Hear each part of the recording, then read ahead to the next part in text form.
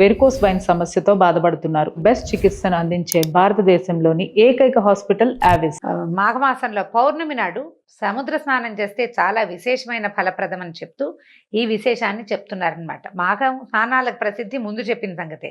నిజానికి మకర సంక్రమణం జరిగింది మొదలు కుంభ సంక్రమణం వరకు జరిగే మధ్యలో ఉండే కాలం మొత్తకాలం మాఘమాసం అని చెప్తారు. అంటే పూర్వం ఇది పాటించే వాళ్ళేమోనండి. మనం ఇప్పుడు ఏం చేస్తాము, మాఘ పౌర్ణమి పాడ్యమి నుంచి అమావాస్య వరకు మనం మాఘమాసంగా భావిస్తాం. అయితే మకర సంక్రమణం దగ్గర నుంచే అని చెప్తున్నారనమాట. అక్కడి నుంచి కుంభ సంక్రమణం వరకు ఉండే మధ్యకాలము అని ఇది ఒక లెక్క. మరి పవిత్ర స్నానాలు పౌష్య శుక్ల పౌర్ణమితో మొదలయ్యి మాఘ శుక్ల పౌర్ణమితోటి ముగుస్తాయట. చాంద్రమానాన్ని అనుసరించే వాళ్ళకి ఈ మాఘమాసం పౌష్య బహుళ అమావాస్యతో ప్రారంభమయ్యి మాఘ బహుళ అమావాస్యతో ముగుస్తుంది. ఈ మాఘమాసం మొత్తం పవిత్ర స్నానాలు చేయటం విశేషం. కానీ అంటే ఇది విశేషమే కానీ అయితే ఈ యాంత్రిక జీవనంలో అదంతా సాధ్యం కాదు. ఇప్పుడు మనం చేయలేకపోతాం కాబట్టి కనీసం పౌర్ణమి నాడైనా నదీ స్నానం కానీ సముద్ర స్నానం కానీ చేస్తే మాఘమాసం మొత్తం పవిత్ర స్నానాలు చేసిన ఫలితం లభిస్తుందట. ఎందుకంటే ఈ మాఘ పూర్ణిమని మహామాఘి అంటారు. సంవత్సరంలో వచ్చే 12 పూర్ణిమల్లోనూ మాఘ పౌర్ణిమ అత్యంత పవిత్రమైనది, విశేషమైనది అట. ఈ మహామాఘి శివకేశవులిద్దరికీ ప్రీతికరమైంది. అందుకని ఈ మాఘ పౌర్ణమి నాడు తప్పనిసరిగా సముద్ర స్నానం చేయాలి అని చెప్తారు. కార్తీక మాసాల్లో కూడా కార్తీక స్నానాలు కూడా సముద్ర స్నానాలు చెప్తారండి. మాఘం బహు విశేషమైంది, ఎందుకంటే ఇది శివకేశవులిద్దరినీ ఆరాధిస్తారని చెప్తున్నారనమాట. సముద్ర స్నానం ఎందుకంటే నదీనాం సాగరోగతి అన్నారు. ఎలా అంటే నదులన్నిటికీ సాగరమే గతి. మనం ఇంకో శ్లోకం చెప్తాం, ఆకాశాత్ పతితం తోయం సాగరం ప్రతిగచ్చతి అని. సముద్రం వైపుకి వెళ్తుంది ఆకాశం నుంచి పడిన ప్రతి చినుకు. అట్లా సాగరమే నదులకి గతి. తర్వాత సకల నదీ నదాలు చివరికి సముద్రంలోనే సంగమిస్తాయి కనుక సముద్ర స్నానం చేస్తే సకల నదుల్లోనూ స్నానం చేసిన పుణ్య ఫలితం దక్కుతుంది. ముఖ్యంగా సముద్రుడి ప్రత్యేకత ఏంటంటే ప్రతినిత్యం సూర్యకిరణాల వల్ల ఎంతో నీరు ఆవిరవుతున్నప్పటికీ సముద్రం తాలూకు పరిమాణం కొంచెం కూడా తగ్గదు. అనుక్షణం నీళ్ళు ఆవిరైపోతూనే ఉంటాయి, అయినా సరే సముద్రం తగ్గదు. అలాగే ఎన్నో జీవనదులు తనలో కలుస్తున్నప్పటికీ సముద్రుడి పరిమాణం పెరగదు. ఎన్ని వేల నదులంటే అన్ని పక్కల నుంచి మనం చెప్పుకునే పెద్ద నదులు 12 కాకుండా చిన్న పెద్ద నదులు ఎన్నో, అయినా సరే సముద్రం పెరగదు, తగ్గదు. అయితే స్థిరత్వమే సముద్రుని యొక్క ధర్మమట. తర్వాత అగాధి జడత్వాలు ఆయన తత్వం, ఇలా చెప్తున్నారనమాట. సాగరుడు సంతోషప్రదుడట. సంవత్సరంలో 4 సార్లు స్నానం చేయాలని, సముద్ర స్నానము అది కూడా ఆషాఢ పూర్ణిమ, కార్తీక పూర్ణిమ, మాఘ పూర్ణిమ మరియు వైశాఖ పూర్ణిమల్లో చేయాలని, అలా సాగర స్నానాలు చేసిన వాళ్ళకి సముద్రుడు సంపూర్ణ ఆరోగ్యాన్ని కలుగజేస్తాడని ఎన్నో పురాణాల్లో చెప్పబడిందట. స్నానం అంటే ఏదో షవర్ బాతు, స్విమ్మింగ్ పూల్లో ఏదో చేయటము, ఇంట్లో ఏదో ఒక 2 చెంబులు నీళ్ళు పోసుకోవటము కాదు. నది తాలూకు ప్రవాహ వేగానికి ఎదురుగా నిలబడి, అది కూడా నడు మునిగేల కంటే నాభి మునిగేదాకా నిలబడి స్నానం చేయాలి. అది కూడా 48 నిమిషాల పాటు స్నానం చేయాలని విధిట. ఒక్కసారి అవకాశం దొరికిన నదిలో నిలబడి మునిగి తల ముంచాల్సిన అవసరమేం లేదు. ఆటలాడటం కాకుండా ఇట్లా నాభి వరకు నీళ్లలో కనుక నిలబడితే ఈ ప్రవాహ వేగం వల్ల వచ్చే కరెంట్స్ అన్ని శరీరాన్ని శుద్ధి చేస్తాయండి. దానికి ఎంత మంచి మంచి చాలా రకాల విషయాలు చెప్తున్నారు. ఇవన్నీ ఆరోగ్యానికి సంబంధించిందే. ఇప్పుడు మానవుల శరీరం ఎలాగూ ఏమంటారు, పుట్టిన ప్రతి జీవి గిట్టక తప్పదు, గిట్టిన ప్రతివాడు పుడతాడు, బాగానే ఉంది. మనం మరణించక తప్పదు కాబట్టి స్నానం మానేసి అన్నం మానేసి ఉండం. జీవిగా పుట్టినప్పుడు దానికి తగినట్టుగా మనం ప్రయత్నం చేసుకుంటూ వెళ్ళాలి. ఎప్పుడు మన జీవుడికి కాలం పూర్తవుతుందో ఆనాడు వెళ్ళిపోతాం. అప్పటి వరకు మనం చేయవలసిన ప్రతి పని, ప్రతి విధి అన్నీ చేసి తీరవలసింది. అవి సజావుగా చేస్తే ఇహలోకంలో ఇక్కడ జీవితం ప్రశాంతంగా ఉంటుంది. ఆరోగ్యం లేకపోతే ప్రశాంతత లేదు, ఆరోగ్యం వల్ల ఎక్కువ ప్రశాంతత లభిస్తుంది. అందుకని ఈ విధి విధానాలన్నిటిని మనం పాటిస్తూ ఉంటే కనుక ఇబ్బందులు లేకుండా ఉంటాము. ఆరోగ్యము తెచ్చిస్తుంది, పవిత్రత సాధించగలుగుతాము, కొన్ని పాపాలు పోగొట్టుకోగలుగుతాము. దానివల్ల ఏంటంటే తర్వాత జీవితాలు ఇంకా బాగుంటాయని చెప్తారు. సూర్యోదయ కాలం నుంచి, అంటే ఇది ఎప్పటి నుంచి చాదస్తం అదని అనుకోకూడదట. సూర్యోదయ కాలం నుంచి సూర్యాస్తమయం వరకు ప్రసరించే సూర్యకిరణాల్లోని విద్యుత్ శక్తిని నదీ జలాలు, సాగర జలాలు తమలో నిక్షిప్తం చేసుకుంటాయి. ఈ స్నానం కూడా ఎప్పుడు చేయమంటున్నారు, సూర్యోదయానికి 1.5 గంట ముందు కాలంలో చేస్తే చాలా మంచిదట. ఎందుకంటే ఇది సైన్సే, చాదస్తం ఏం కాదు. నీటిలో విద్యుత్ శక్తి ఉందని మనకు తెలుసు, కరెంట్ ఉంది కదా నీళ్ళలో, మనం అదేగా ఇప్పుడు వాడుకుంటున్నాం. అయితే ఈ సైన్స్ గిన్స్ ఏమీ పుట్టలేదు, మనం కరెంటు తీయటం నేర్చుకోకముందే మన పెద్దవాళ్ళు చెప్పారు. బ్రాహ్మీ ముహూర్తాన్ని నదీ స్నానానికి అనుకూలమైన సమయంగా నిర్ణయించారు. సముద్రుడు, నదులు, జలాలు, నీరు ఇట్లా శక్తిని తీసుకుంటాయి. అప్పుడు ఇంకొక ఏం చేస్తారు, సాయంకాలం అయ్యేసరికల్లా, అంటే సూర్యుడు చంద్రుడు ఇద్దరి గురించి చెప్తున్నారు. తన వెండి వెలుగులతో జగతిని జ్యోత్స్నామయం చేసేటువంటి చంద్రుడు తన కిరణాల్లోని అమృతత్వాన్ని, ఔషధ విలువల్ని నదీ జలాలకి అనుగ్రహిస్తాడు. నీటిలో ఉండే ఈ అద్భుత శక్తులు తిరిగి సూర్యకిరణాలకు పరావర్తనం చెంది అంతరించిపోతాయి. అందుకని సూర్యోదయానికి పూర్వమే స్నానం పూర్తి చేయాలనే నియమాన్ని విధించారు పెద్దలు. ఇంట్లో చేసినా పర్వాలేదు అని అమెండ్మెంట్లు, అంటే సర్దుబాట్లు ఏవో చెప్తున్నారు, కానీ వాకిట్లో బయట చంద్రుడు కనపడే చోట, వాపి కూపు తటాకాదుల్లో, సరస్సుల్లో, తర్వాత నదిలో, సముద్రంలో చేయమనేది. ఎందుకంటే ఆ వాటర్, నీరు తీసుకున్నటువంటి కరెంట్స్, నీటిలో ఉండే కరెంట్స్, చంద్రకిరణాల వల్ల నీటికి కలిగినటువంటి ఔషధ తత్వాలు, అవన్నిటినీ మనం తీసుకోగలుగుతాం. సూర్యుడు వచ్చేసరికల్లా చంద్రుడి వల్ల వచ్చిన ఔషధ గుణం తగ్గిపోతుంది. సూర్యుడి వల్ల వచ్చేది వస్తుంది, అది వేరే కథ. ఇది చంద్రుడి వల్ల వచ్చినటువంటి అమృతత్వం, ఆరోగ్యము, మానసికమైన ప్రశాంతత చంద్రుడి వల్లే వస్తుంది. చంద్రమా మనసో జాతః అని చెప్తారు.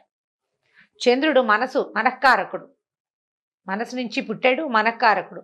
ఆ చంద్రమా కిరణాలు పడినటువంటి నీటితో స్నానం చేస్తే మనసు కూడా ప్రశాంతంగా అవుతుంది. అయితే ఈ నడుము నమూను వరకే ఎందుకు మునగాలండి, పైదాకా ఇక్కడ దాకా గొంతు కంఠస్నానం, కంఠవంతం దాకా ఎందుకు? కంఠస్నానం అంటే వేరే కదండి. తలస్నానం అంటే ఒంటి మీద పోసుకునే నీళ్ళని కంఠస్నానం అంటారు. తల తడపకుండా చేసేదాన్ని. కంఠం వరకు, కంఠదగ్నంగా ఇంత మటుకు మునిగి ఎందుకు చేయకూడదు అంటే ఏం చెప్తున్నారంటే, గర్భస్థ శిశువుగా ఉన్న పిండానికి నాభినాళం ద్వారానే జీవశక్తులు అందుతాయి. మనకు తెలుసు, అంబ్లికల్ కార్డ్ నుంచి, బొడ్డుతాటి నుంచే కదా బిడ్డకి ఆహారం అందేది. ఇది ఎవరు కాదనలేని సత్యం. అయితే నదీ సాగర జలాల్లో నిక్షిప్తమైన ఉన్నటువంటి సౌరశక్తి, సోమశక్తి, అంటే సూర్యచంద్రుల యొక్క శక్తులు, వాటిని నీ నాభి నుంచే శరీరం గ్రహిస్తుందట. అందుకని నాభి మునిగే వరకు నదిలో నిలబడి స్నానం చేయాలి. సముద్రానికి ప్రవాహం లేకపోయినప్పటికీ ఉత్తుంగ తరంగాలు తమ తాకిడితో ఆ శక్తులని, అంటే సముద్రానికి ఎలా ఉంటుంది, ప్రవాహం అలా కదులుతూ వెళ్ళదు, కానీ ముందుకు వస్తూ ఉంటుంది కదా, ఈ తరంగాల వల్ల ఆ కరెంట్ వస్తుందట మనకి, ఆ శక్తిని శరీరానికి అందిస్తుంది. కాబట్టి సముద్రుని పూజిస్తూ చేసే ఈ 4 స్నానాల్లో మాఘ పూర్ణిమ స్నానం చాలా ముఖ్యమైనది. వీలు కుదిరితే చేద్దాం. సముద్రము, నదులు అందుబాటులో లేని వాళ్ళ పరిస్థితి ఏమిటి అంటే, అప్పుడు బావుల దగ్గర కానీ, చెరువుల దగ్గర కానీ గంగా, సింధు, కావేరి, కృష్ణ, గౌతమి పేర్లు స్మరిస్తూ స్నానం చేస్తే ఆయా నదుల్లో స్నానం చేసిన ఫలితం కూడా లభిస్తుంది. దేనికైనా భక్తి ప్రధానం. అది లేకపోయాక కాకిలాగా 10 సార్లు స్నానం చేసినా ఎంతసేపు నీళ్ళలో మునిగి బయటకు వచ్చి ఒళ్ళు దులుపుకుంటూ ఉంటుంది. కాకి నీళ్ళ కింద తల పెడుతుంది, మళ్ళీ ఒళ్ళు దులుపుకుంటుంది. ఏమి ప్రయోజనం లేదు. కర్రలు తేలుతూ ఉంటాయి నదులు నీళ్ళల్లో, ఏం ప్రయోజనం? ఏముండదు. ఊరికే కర్ర నాంతుంది, కాకి తడుస్తుంది అంతే. అలా కాదు, శ్రద్ధతోటి భక్తితోటి చేస్తే ఇంకా మంచి ఫలితం లభిస్తుంది. లేకపోయినా తడిపే, తడవటం వల్ల వచ్చేది వస్తుంది. రావాల్సిన పూర్తి స్థాయి ఫలితం భక్తి వల్లే వస్తుంది. మాఘ పూర్ణిమ యొక్క స్నాన ఫలితం చెప్తున్నారండి, కొన్ని చిన్న వాక్యాల్లో చెప్పేస్తున్నారు. ఇంట్లోనే వేడి నీళ్ళు స్నానం చేస్తే మాఘంలో 6 సంవత్సరాలు శుభ్రంగా స్నానం చేసిన ఫలితం ఆ నెల రోజుల్లోనే లభిస్తుందట. బావి నీళ్ళతో స్నానం చేస్తే 12 సంవత్సరాల పుణ్యస్నాన ఫలితం వస్తుంది. చెరువులో స్నానం చేస్తే 24 సంవత్సరాల పుణ్యస్నాన ఫలితం లభిస్తుంది. సాధారణ నదిలో స్నానం చేస్తే 96 సంవత్సరాల పుణ్యస్నాన ఫలితం లభిస్తుంది. పుణ్య నదీ జలాలలో స్నానం చేస్తే 9600 సంవత్సరాల పుణ్యస్నాన ఫలితం లభిస్తుంది. ఇది కాకుండా నదీ సంగమ స్థానాలు ఉంటాయి కదా, నదులు సంగమించేవి, నదులు సముద్రంతో సంగమించేవి, అట్లా ఈ 2 నదులు కలుస్తాయి కొన్ని చోట్ల. అలాంటి చోట స్నానం చేస్తే 38,400 సంవత్సరాల పుణ్యస్నాన ఫలితం లభిస్తుందట. గంగా నదిలో స్నానం చేస్తే 3,84,00,000 సంవత్సరాల పుణ్యస్నాన ఫలితం ఉంటుంది. వీటన్నిటితో పాటు ఇవన్నీ కాకుండా ప్రయాగలోని త్రివేణి సంగమంలో 3 నదులు, గంగా, యమున, సరస్వతి, ఆ 3 నదుల సంగమంలో స్నానం చేస్తే గంగలో స్నానం చేసిన దానికంటే 100 రెట్ల అధికమైన ఫలితం లభిస్తుందట. సముద్ర స్నానం చేస్తే వచ్చే పుణ్య ఫలితానికి చెప్పడానికి మాటలు లేవట. అంత పుణ్యం వస్తుంది, అంత అమోఘమైన ఫలం ప్రసాదిస్తుంది సముద్ర స్నానం.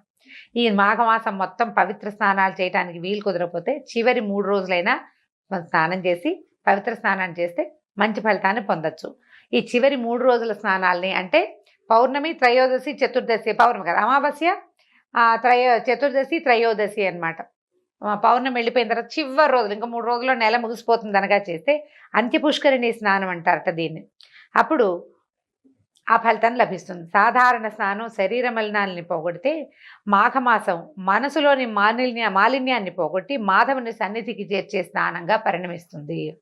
అయితే దేవుణ్ణి భగవంతుడిని చదువుకోవాలి, నిశ్శబ్దంగా మౌనంగా స్నానం చేయాలి, కబుర్లు చెప్పుకోకూడదట. కబుర్లు చెప్పుకోకూడదు. నదికి వెళ్ళి కేరింతలు కొడుతూ ఆటలాడుతూ ఒకళ్ళ మీద ఒకళ్ళు నీళ్లు చల్లుకుంటూ అలా చేయకూడదు, ఆడకూడదు. తర్వాత స్నానం అయిన తర్వాత ఆ సూర్యుడికి అర్ఘ్యప్రదానం చేయాలి, దండం పెట్టుకోవాలి. ఏం చెప్తామంటే, ఓ పరంజ్యోతి స్వరూపుడా నాయన ప్రత్యక్ష నారాయణమూర్తి, నీ తేజస్సుతోటి నా పాపాలన్నీ 1000 తునాతునకలై ప్రక్కలైపోయి ఈ నీళ్లలోనే పడి నశించిపోవాలి. నాలో ఉన్న అనారోగ్యం, శారీరక మానసిక అనారోగ్యాలు కూడా నశించిపోవాలని సూర్యుడికి అర్ఘ్యం ఇస్తూ దండం పెట్టుకోమంటున్నారు. దీని తర్వాత పితృదర్పణాది నిత్యకర్మలుంటే పూర్తి చేసుకుని ఇష్టదైవాన్ని ఆరాధించాలి, దాన ధర్మం చేయాలి. వస్త్రాలు, కంబళి అంటే దుప్పటి, పాదరక్షలు, గొడుగు, తైలము, నెయ్యి, తిలపూర్ణ ఘటము, నువ్వులతో నింపినటువంటి పాత్ర, బంగారము, అన్నము మొదలైనవి దానం చేస్తే మహాపుణ్య ఫలితం లభిస్తుందట. చేయగలిగే సామర్థ్యం ఉన్నవాళ్ళు గనక అవకాశం ఉంటే నేతితో తిలహోమం చేస్తే మరింత పుణ్యం వస్తుందట. మామూలుగా తిలలు చాలా మంచివి, కానీ ఏమంటే నువ్వులు ముట్టుకోకూడదని అలా అనుమానాలు ఉంటాయండి. శనివారం ముట్టుకోకూడదు, శుక్రవారం ముట్టుకోకూడదు, చాలా ఉంటాయి. సాక్షాత్తు శనేశ్వర స్వరూపం అని అదని భావిస్తాం, అలా అది చాలా తప్పట. విష్ణుమూర్తి యొక్క స్వేద బిందువులే తిలలట. తిల ఎట్లా జన్మించిందంటే విష్ణుమూర్తి యొక్క స్వేద బిందువు నుంచి జన్మించిందట. సాక్షాత్ విష్ణు రూపాలు, ఈశ్వర ప్రతీకాలు. అందుకని శివుడికి ఏం చేస్తారు, ఏకాదశి రుద్రాభిషేకం చేసేటప్పుడు తిలలతోటి అభిషేకం చేస్తారు. ఒక అభిషేకం తిలలతోటి చేస్తారు. తిలలకు అంత విశిష్టమైన స్థానం ఉంది. అయితే ఈ మాఘమాసాలు ఏం చెప్తారంటే, ఈ నెల రోజులు 1 వంతు చక్కెర, 3 వంతులు తిలలు అంటే 3 స్పూన్లు నువ్వులు కనుక వేస్తే కాస్త వేయించి ఓ స్పూన్ పంచదార వేసి దాన్ని కొద్దిగా గ్రైండ్ చేసి నువ్వుల పొడి అది ఎవరికైనా పెట్టడం, అది ప్రసాదంగా పనిచేస్తుంది అనమాట. విష్ణుమూర్తికి నివేదన చేయటము, ఆ తర్వాత ప్రసాదంగా పంచిపెట్టమంటున్నారు. తిలపాత్ర దానం చేయటం కూడా చాలా మంచిది. అంటే ఒక చిన్న రాగి పాత్ర తీసుకుని నిండా తిలలు, నువ్వులు పోసి పైన ఒక చిన్న బంగారపు నలుసు పెట్టమంటున్నారు, శక్తి అనుసారం. ఇప్పుడు గ్రాము కూడా పెట్టలేని పరిస్థితికి వచ్చేసామండి మనం, బోళ్ళంత ఖరీదైపోయింది. పెట్టగలిగితే పెట్టటము, లేదా ఒక పండు తాంబూలం పెట్టి ఎవరికైనా ఇవ్వండి అని చెప్తున్నారు. తిలపాత్రని బ్రాహ్మణుడికి దానం చేస్తే మనోవాంఛితం నెరవేరుతుందట. ఇది జాతకరీత్యా ఏమైనా శని దోషము, పీడ అవన్నీ ఉంటే అవి నశిస్తాయట. ఆఖరి మాట ఏం చెప్తున్నారంటే, మాఘమాసం నెల రోజులు పవిత్ర స్నానాలు చేయాలని, ముఖ్యంగా మాఘ పౌర్ణమి నాడు సముద్ర స్నానం చేయాలని చెప్పుకున్నాం కదా. పూర్ణిమకి సముద్రానికి సంబంధం ఏమిటి అనేది చివరి 2 వాక్యాల్లో చెప్తున్నారు. ప్రతి పూర్ణిమకి, అమావాస్యకి సముద్రానికి పోటు ఎక్కువగా ఉంటుంది. పౌర్ణమి దైవ సంబంధమైన తిథి, అమావాస్య పితృదేవతలకు సంబంధించిన విధి. అందుకని ఈ 2 పుణ్యతిథుల్లోనూ సముద్ర స్నానం చేయాలని శాస్త్ర నియమం. ఇది కూడా మళ్ళీ చీకటి పడ్డాక చేయకూడదండి, వెలుగుండగానే చేయాలి. మామూలుగానే సాయంకాలాలు సముద్రాలకి ఆటుపోట్లు ఎక్కువ అవుతాయి. పౌర్ణమి, అమావాస్యల్లో పోటు అవి హెచ్చుగా ఉంటుంది, ఎక్కువ ఉంటుంది అనమాట. వేగం పెరిగిపోతుంది. చంద్రోదయం అయ్యేసరికల్లా సముద్ర వేగం పెరిగిపోతుంది అనమాట. ఆ సమయంలో చేయకూడదు. పౌర్ణమి రోజుల్లో సాయంకాలాలు చీకటి పడ్డాక ఎప్పుడు సముద్ర తీరాల్లో ఉండటం ఏమంత మంచిది కాదు. మన పాత పెద్దవాళ్లే చెప్పేవాళ్ళు, ఇప్పుడు అసలు మంచిది కాదు. కాబట్టి పగటి వేళల్లోనే చేయాలి. జ్యోతిశాస్త్ర రీత్యా పూర్ణిమ తిథి నాడు రవిచంద్రులు ఒకరికొకరు సమసప్తక కేంద్రగతులై పరస్పరం వీక్షించుకుంటారు. వాళ్ళిద్దరూ కరెక్ట్గా ఒక యాంగిల్లో కలుస్తారనమాట. ఆ తర్వాత అమావాస్య నాడు రవిచంద్రులు కూడా ఒకే కేంద్రంలో ఉంటారు. కాబట్టి ఇది వాళ్ళిద్దరికి ఉన్న సంబంధం. సూర్యుడు చంద్రుడు ఉన్న సమయంలో కనుక సముద్ర స్నానం ఆ రోజుల్లో కనుక చేస్తే ఆ ఇద్దరి తాలూకు ఫలితం లభిస్తుందని చెప్తూ వశిష్ఠ మహర్షి ఈ కథని, ఈ విషయాన్ని మన దిలీప మహారాజుకు తెలియజేశారు. ఈ సందర్భంలో ఈ గంగా స్నానము, సముద్ర స్నానము లేదా గంగా సముద్రంలో కలిసే చోట స్నానం చేయటం ఫలితాన్ని గురించి చెప్తూ వశిష్ఠ మహర్షి ఒక విశేషమైన కథని దిలీప మహారాజుకు తెలియజేస్తున్నారు. అది ఏమిటట కథ? పూర్వము గృత్స్నమధుడనే మహర్షి జన్హు మహర్షి వీళ్ళిద్దరూ కలిసి మాట్లాడుకుంటున్నారట. మాఘమాస వ్రతం చేయటం వల్ల మనుషులకి జ్ఞానము, మోక్షము కలుగుతుందా అని అడిగితే కనుక జన్హు మహర్షి ఏం చెప్పారంటే, పూర్వం మాఘమాస వ్రతం ఆచరించడం వల్ల ప్రాణికి ఇహలోక పరలోక సుఖాలు కలుగుతాయి, వాళ్ళ కష్టాలు తీరుతాయి అని చెప్పి ఇలా చెప్పేవాళ్ళు పెద్దలు. అయితే సంతుష్టుడైన మానవుడు ఇంకా హరికి ప్రీతికరమైన వ్రతాలను కూడా చేసి జ్ఞాని ఏ సత్కర్మల్ని ఆచరించి ముక్తిని పొందుతాడు. మనం పెద్దవాళ్ళు చెప్తారు, మనం తెలుసుకుని ఏం చేస్తాము, పెద్దవాళ్ళు చెప్పారు కదా, ఏదో ఎన్నో కొన్ని ఆచరిస్తూ ఉంటాం కదా. అలా ఆచరించినటువంటి ఒక బ్రాహ్మణుని కథ చెప్తాను చూడమన్నాడు. ఏంటట, పూర్వం గంగా తీరంలో ఒక బ్రాహ్మడు ఉండేవాట. ఆయన వేదాంగాలు చదువుకున్నాడు, ఉత్తమశీలుడు, ఆచారవంతుడు, బహుబుద్ధిమంతుడు, నీతి, దయ, జ్ఞానము, ఇంద్రియ జయము అన్నీ ఉన్నాయి ఆయనకి. ఈయనకి చక్కగా ఉత్తమురాలైన ఒక భార్యమణి కూడా ఉంది. కానీ సంతానం లేదు చాలా సంవత్సరాల కాలం పాటు. అయ్యేసరికల్లా ఏ లోటు లేదు, కానీ ఇక పిల్లలు లేకపోతే ఎట్లాగా, అందుకని ఏం చేశాడంటే, గుణవంతుడైన ఒక్క పుత్రుడు కలిగినా చాలు, మనకు పిల్లలు కలగలేదని ఆవిడ చాలా విచారపడుతూ ఉండేట. మన వంశం ముందుకెళ్ళదా అని ఆయన దిగులు పడేవాడు. ఇక నేను అమ్మ అని పిలిపించుకోలేనా అని తల్లి బాధపడుతుండేది, ఆవిడ కూడా, ఆయన భార్య కూడా. అయితే ఏమనుకున్నారంటే, ఒకళ్ళతో ఒకళ్ళు మాట్లాడుకుంటూ ఆవిడంది, ఎవరైనా పెద్దవాళ్ళని అడుగుదాము, సంతానం కలగటానికి ఏదైనా ఒక సలహా తీసుకుని చేస్తే బాగుంటుంది సరికల్లా, సరే బాగా ఆలోచించుకుని వీళ్ళు ఏం చేశారంటే, శ్రీమన్నారాయణమూర్తిని గురించి తపస్సు చేద్దామని భావించారు. పూర్వము మృకండ మహర్షి విష్ణుమూర్తిని అంటే ప్రార్థన చేసే కదా సంతానాన్ని పొందాడు. సంతానాన్ని ఎట్లా పొందాడు? విష్ణుమూర్తిని కాబట్టి ప్రార్థన చేశాడు, ఆయనకు ప్రార్థనకే ఆయనకి సంతానం కలిగింది. తర్వాత ఆ పిల్లవాడు మార్కండేయుడు అయ్యాడు, చిరంజీవి అయిపోయాడు కదా. కాబట్టి ఈ అవకాశాన్ని చూసుకుని మనం కూడా ఏదైనా తపస్సు చేద్దామని భావించారట. బ్రాహ్మడు అష్టాక్షరి జపం చేస్తూ విష్ణుమూర్తిని మనసులోనే నిలుపుకుని తీవ్రమైన తపస్సు చేశాడు. కొంతకాలానికి స్వామి ప్రత్యక్షమయ్యాట. చక్కగా వనమాలను ధరించి, శంఖచక్రాదులు ధరించి, మెడలో వనమాల, శంఖచక్రాలు ధరించి చతుర్భుజుడైన మహావిష్ణువు ఇతని ముందు ప్రత్యక్షమయ్యాట. ఈయన ఎలా ఉన్నాడంటే, మకర కుండలాలతోటి ధగధగాయమానంగా ఉన్నాడు. మా స్వామి మహాసౌందర్యవంతంగా ఉన్నాడు. అయితే లక్ష్మీ సమేతుడై గరుడారూఢుడై ఇక్కడికి వచ్చాడట. వచ్చినా సరే ఆయన తపస్సులో మునిగిపోయాడు. విష్ణుమూర్తి వచ్చి నుంచున్నా ఒళ్ళు తెలియటం లేదు ఆయనకి. అప్పుడు ఆయన నవ్వుతూ, విప్రా, నేను నీకు వరాన్ని వేయడానికి వచ్చాను, లేచి కళ్ళు తెరువు, నీకేం వరం కావాలో కోరుకోమన్నాడు. అప్పుడు ఈయన, అయ్యా నాకు ఒళ్ళు తెలియటం లేదు అని చెప్పాడనమాట. అప్పుడు భగవంతుడు ఏమనుకున్నాడంటే, నా కోసం తపస్సు చేశాడు, నేను రాగానే రెడీగా వరం అడిగేసేయాలి, అది కావాలి ఇది కావాలని అడగాలి. అయినా కూడా నిశ్చల చిత్తుడుగా ఉన్నాడు. భగవంతుడి దర్శనం అయినా కూడా ఇంకా ధ్యానంలోనే మునిగి ఉన్న ఈ బ్రాహ్మణుడికి అతను ఏది అనుకుంటే అది ఆ కోరిక తీర్చాలని భావించాడట. భావించి అతన్ని మనసు మరిలేటట్టుగా చేశాడనమాట. మనసు మరిలిపోయేటట్టుగా అతన్ని మాయలోంచి బయటపడేశాడు.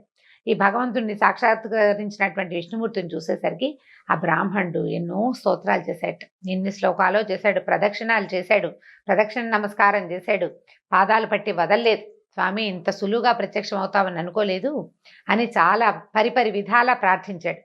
ప్రార్థించాక ఆయన అడిగాడనమాట, నాయన ఏమిటి నీకు ఏం కోరికుంది, నీకే కావాలి అని అడిగేసరికల్లా ఆయన ఏం అడిగానంటే, నాకు నీ పాదాల మీద నిశ్చలమైన భక్తి, విష్ణుమూర్తి మీద భక్తి కావాలి. విష్ణుమూర్తి పాదాలని అటు ఇటు పోకూడదు నా దృష్టి, వేరే ఇతర దైవాల వైపు వెళ్ళొద్దు.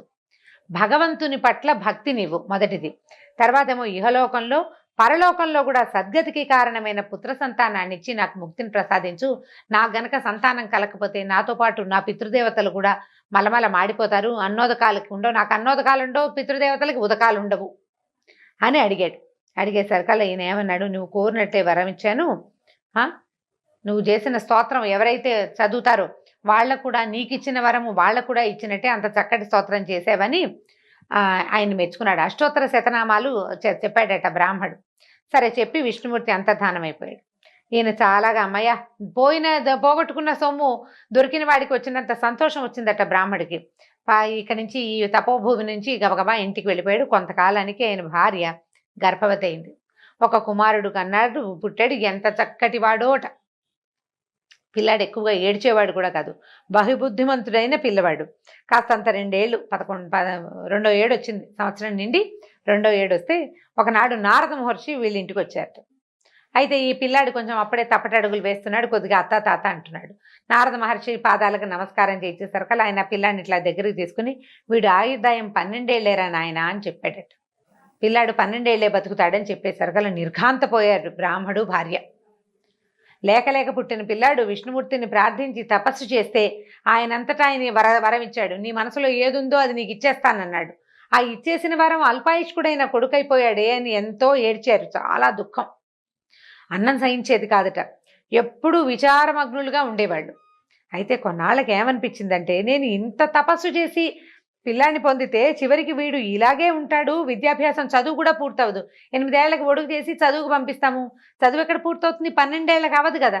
విద్య కూడా పూర్తి కాకుండా, వివాహం కూడా కాకుండా ఇంత చిన్న పిల్లాడే మరణిస్తాడనేసరికల్లా అసలు నేను దీన్ని తట్టుకోలేకపోతున్నానని భార్య అంటూనే ఉంది, ఆయనకి అనిపిస్తోంది అనమాట. సరే ఏమనుకున్నారంటే భార్యని ఓదార్చాడు ఆయన, నువ్వు ఉండు, ఇప్పుడు ఈ సమస్య ఎందుకు వచ్చిందో మనం తెలుసుకోవాలి. విష్ణుమూర్తి ఇచ్చిన వరాన్ని నారద మహర్షి వచ్చి కాదని ఎలా చెప్తాడు?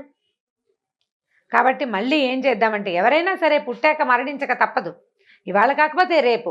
కానీ ఇలా అల్పాయుష్కుడైన కుమారుణ్ణి భగవంతుడు నాకు ఎందుకు ప్రసాదించాడో మనకు తెలియాల్సిందే. కాబట్టి నేను మళ్ళీ విష్ణుమూర్తి కోసం తపస్సు చేస్తాను, నువ్వు పిల్లాన్ని పెట్టుకుని జాగ్రత్తగా ఉండు. 12 ఏళ్లకి మృత్యు అన్నారు, అప్పటిదాకా ఏం భయం లేదు, నువ్వు పిల్లాడితోటి ఉండమని కొంతమంది శిష్యుల్ని ఆమెకు తోడుగా ఇంట్లో నియమించి ఈయన మళ్ళీ గంగా తీరానికి చేరిపోయాడట. గంగా తీరానికి చేరి అక్కడ నియమనిష్టలతోటి విష్ణుమూర్తిని సర్వోపచారాలతోటి అర్చించి అష్టాక్షరి మంత్రాన్ని జపించడం మొదలుపెట్టాడు. ఇక ఎంత కాలమో తపస్సు చేసేట. మొదట చేసిన దానికంటే రెండోసారి తపస్సు ఇంకా ఎక్కువ చేశాడు. అయితే అతనికి విష్ణుమూర్తి ప్రత్యక్షమయ్యాడు. ప్రత్యక్షమైన విష్ణుమూర్తి ఏ రకంగా ఈ బ్రాహ్మణ్ణి ఆదుకున్నాడో రేపటి భాగంలో విందాం. అయితే రేపు పౌర్ణమి కాబట్టి పౌర్ణిమా స్నాన విధిని విని ఉన్నారు. వీలైనంత మటుకు, కుదిరినంత మటుకు ఎవరు ఎలా చేయగలిగితే అట్లా పౌర్ణమి వ్రతాన్ని పూర్తి చేసుకోండి. నమస్కారం.